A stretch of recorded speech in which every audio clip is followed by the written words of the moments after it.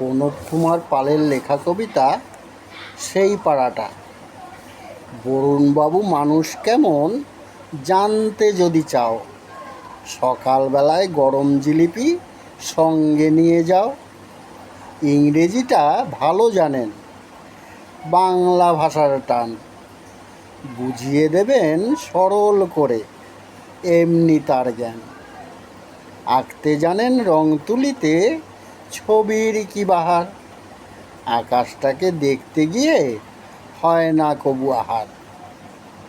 গল্পে তিনি পটু যেন মেজাজ গরম করেন না, হেসে হেসে জটিল অঙ্ক কষতে তিনি ভোলেন না। দেখিনি তো অহংকার সরল জীবনযাপন, তোমার কথা লাগলে ভালো করে নেবেন আপন।